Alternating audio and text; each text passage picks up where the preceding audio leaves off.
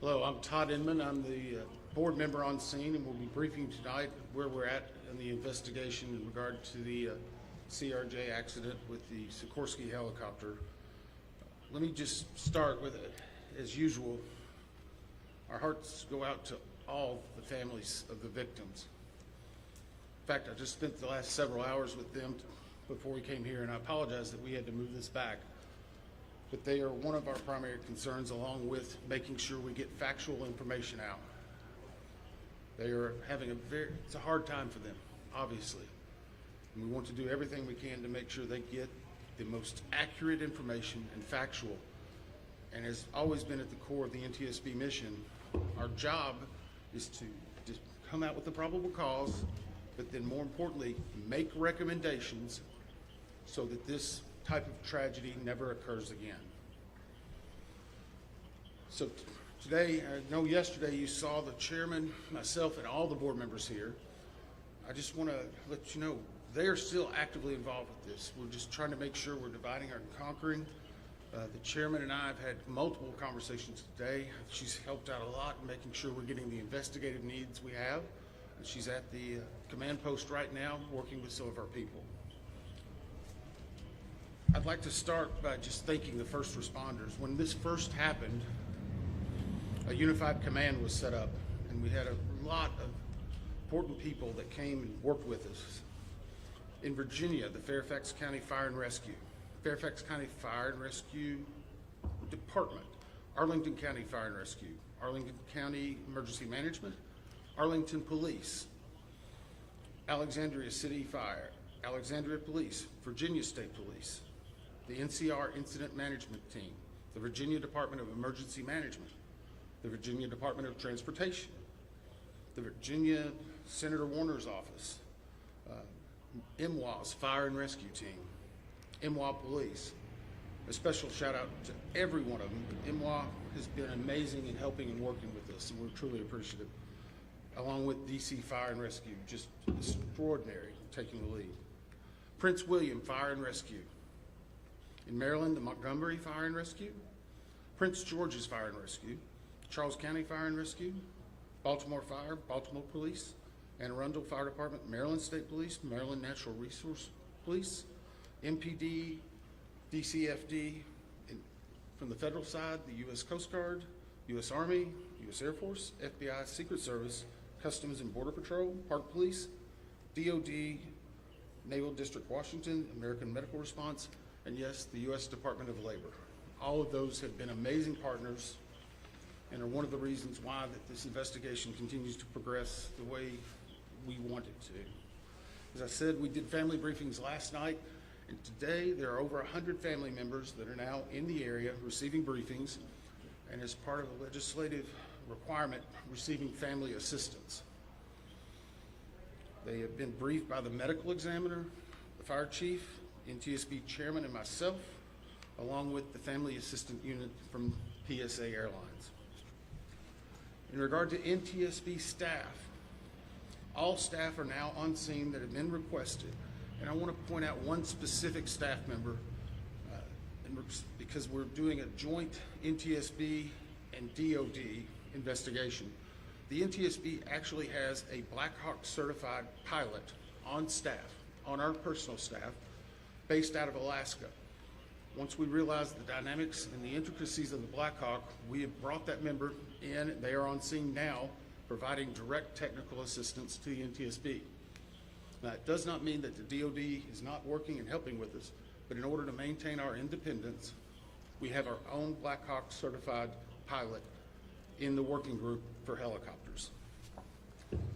Regarding salvage at this point, the Navy supervisor of salvage is conducting salvage operations at the current time. Barges are en route from Virginia Beach, and we anticipate them to be on scene early tomorrow morning. After their arrival, they will be secured and located, and then significant salvage operations will continue. They are ongoing right now, but this will be the main lifting. It's being done in conjunction with the DC Medical Examiner's Office in order to make sure simultaneously that any additional victims are recovered and immediately turned over to them for identification and returned to their families. SupSal, which is the supervisor of salvage, is also conducting a debris mapping right now. This will help in our post-accident analysis of how the machine actually reacted to the incident. It'll also help us with understanding some of the airworthiness and crashworthiness and human factors. We have right now 2 distinct debris fields. One that houses the Sikorsky, which is in comparison to the CRJ, a little bit smaller. The CRJ is in another distinct area, and we consider a little bit larger.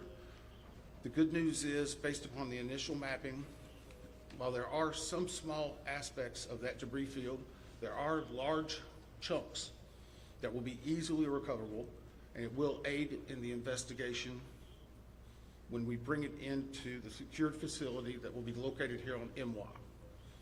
That will help us in the close proximity to be able to review and evaluate. Yesterday, we outlined for you a number of groups that have been stood up. A few of them in particular I want to call out, although every one of them have been working very hard. For your edification, the ATC group, Air Traffic Control, has been conducting interviews today. They're ongoing tonight. They will be ongoing for probably the next few days. We've had full cooperation in getting the witnesses that we need to gain those interviews. We will then take that information and match it with other data that we're receiving, and if necessary, conduct follow-up interviews at a later time. Our operations group now has on site an exemplar airplane similar to the CRJ 700. It's on a hard stand here at MWA. They will use that to evaluate cockpit configuration, seating, things like that. So whenever the salvage comes up, we're able to use an exemplary aircraft to match it against examples such as where maybe switches are, navigational aids, electronics. It is almost the exact same configuration as the incident aircraft. I want to clarify one thing. There's been a lot of questions and discussion regarding manifest. Let me make this very clear. The NTSB will not and has not released a manifest. We have not in our history, not in our past. We will not be in this accident. In fact, there's specific congressional language that whenever it is in our possession, it is not available through the Freedom of Information Act. It will not be included in our report. We will not be putting any names of any of the victims. Any release of that information will come from other individuals or groups. Regarding the recorders,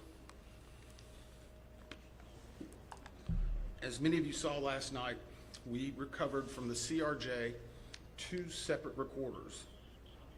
One was a FDFR, that is a flight data recorder. 50. That was actually in what we consider good condition. As part of that process, it was soaked in alcohol overnight. It was then opened today, and we have a high level of confidence that we will be able to get a full download in the very near future. Now, once we do have that download, we will not be releasing immediately the information regarding it. We will have to go through, correct the data sets, make sure they're synchronized. This has approximately up to possibly 2,000 data points. Is that right, Bryce? So all of that has to be synchronized and looked at. It's a very laborious practice. It takes a lot of time. Regarding the CRJ's cockpit voice recorder, once it was recovered and opened, we found that it had water intrusion. That is not uncommon. It is not an unusual event for us to receive a recorder with water intrusion. We deal with that all the time. Our recorders division is one of the best in the country, in the world actually. We have recorders sent everywhere, so there's a step. The CVR was soaked overnight in ionized water. at which point the team put the CVR into a vacuum oven in order to extract moisture. They are still checking electrical connections to determine if they're ready to try a download. It is one step of many steps that we will take in order to get that data, but we have a very high level of confidence that we will have it. We just have to work through a number of steps. Lastly, on recorders, the Sikorsky, where the CRJ has two separate recorders, the Sikorsky has a combined cockpit voice recorder and digital flight data receipt recorder. It's in one box. I can report to you now, we have recovered the Sikorsky black box. It is safely at the NTSB headquarters. It will begin an evaluation, just as the other two recorders did last night, to determine when and how to take action. I can tell you from a visual inspection, we saw no exterior damage that would indicate that it was compromised at this time. So we have a high level of confidence that we will be able to have a full extraction from that as well. Those are some of the significant updates we have right now. Obviously, we'll be doing some more in the essence of time and making sure our team gets back. I think we're going to be able to take maybe 4 or 5 questions. I'll call on you and I'll repeat it. So we'll try to play that game a little bit, please. Right here. Thank you very much, Bill. Your name and outlet, please. Jonathan Kersley from Channel 9 Australia. Captain Salvage, one of the heroes of the incident on the Hudson, has said that he has said we absolutely should be reviewing the airspace, not just here but in other places, where there's a complex mix of traffic. Is he right? Is there time for a permanent shift in DC and across the country to keep airspace safe and separate between military and civilian aircraft? So the question for those watching, is it this time now for us to possibly deconflict or change some of the airspace where military aircraft operate with commercial aircraft? I can't give you a definitive answer on that. What I can say is in this incident, it should not have happened. We have in aviation what's called a Swiss cheese approach, wherein if something fails, a backup should catch it. Multiple layers of redundancy. It's been a very long time since we've had a major aviation incident in the United States, and that's the reason why it's one of the safest forms of transportation in the country. But the only way they do that is by investigating what happens now and then making recommendations in the future. Again, the NTSB has done 100,000 aviation investigations. We've issued 15,000 recommendations. Over 84% have been accepted. Once this investigative report comes out, we will be advocating probably for years for changes that need to be made, but we'll not speculate on what needs to be done until we have the facts. Hey, I'll call on people. Sorry. Member Dave Jefferson from Reuters. Can you talk about how long you think it will take to recover the debris, how long you plan to be on site, and have you got any early data yet off the ATC tapes? I think that was 3 or 4 together. How long the debris will take, how long we'll be on site, and have we gotten any information off of the air traffic control tapes. The debris, we are hopeful once the mapping is done that it will be done in what I will call quick order. I can make no guarantees of that because first and foremost, we need to make every effort and to make sure we're recovering every one of the people that perished in this accident. We'll have some cranes that'll be coming up, and once that happens, you'll see a lot more activity and we'll be moving that in, but I don't want to give you a definitive time. I would say it will start in earnest probably on Sunday, and it will go through next week, and some of that's contingent upon weather and other things. Regarding the ATC tapes, we received a lot of different information on ATC, and so I'm going to let people, I'm just going to preempt it. Off-the-shelf software programs are not always as accurate as the data we specifically get from ADSB, from the black boxes. All of that are factors that come into our investigation. So we will not speculate about ATC tapes that you may have heard and seen online or snippets. We are getting the full cooperation that we need to be able to make an accurate assessment and to make sure what we are saying is factual and that it will help and aid in the entire investigation. You? Steve Cooper from Channel 7 in Boston. Is there anything glaring in the videos that we've all seen that will tell you that the pilot in the Black Hawk helicopter made a mistake? The question is, based on the videos, have we drawn any conclusions? We have not. We know that there was a significant incident in which the two aircraft collided, a pretty significant fireball. If you will recall, even after the first day, we only had maybe 1 or 2 grainy images that were coming out. We're seeing more and more at this time. So we're still collecting data, but we are not going to opine until we see a lot of other things in there. A couple more? Yes, sir. On team with CNN, how critical is it to interview the controller in the tower cab? And how concerning is it to you, the reports that that controller is working 2 positions at the same time? So the question was, how critical are the air traffic control interviews and basically staffing? So air traffic control interviews are critical. That's the reason why there's a process in place. That began immediately after the accident. It was preservation of that evidence. It was immediately taking down notes, getting logs, all that information. We will go back and look at any air traffic controller that was involved in this. We'll go back and look at their past probably 72 hours, even 2 or 3 weeks. We'll look at their training, their hiring, everything, what they probably ate that day. But it is not one point that tells us everything. It's layered into a lot of other information that's very critical. Regarding staffing, the FAA has had a very robust plan in looking at staffing. Obviously, we'll be looking at not only staffing that day, but progressively staffing. How many people, what job functions they were doing. Were they being combined? Were they not? What was the weather outside? What was the number of landings? I recall back during COVID, 1 runway was being used. Runway 1, that was the only one.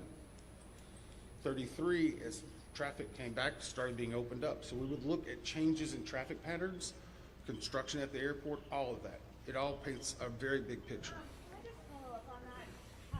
Who are you? Sorry. Oh, sorry, Leo with APD. Have investigators interviewed air traffic controllers at this point? The question is, have we interviewed air traffic controllers? Yes. I think I started with, Were they working at the time? sorry. They were working at the time? I'm sorry, the clarification, was it an air traffic controller that was working at the time of the accident? Yes. Yes. Now, I'm not going to speculate, sorry, nope, sorry.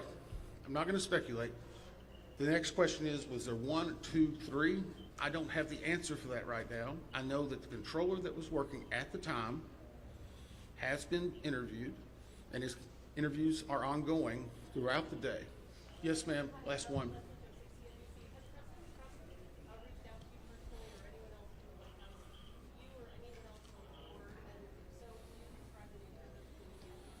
The question is, has anyone from the White House reached out to me or other board members? I won't speak for other board members. I know that the chair did a briefing yesterday. It was publicly discussed and gave some information. I have not received any contact. I'm going to go back to something we talked about earlier. The NTSB is an independent bipartisan board. 58 years as the gold standard. Our job is to find the facts.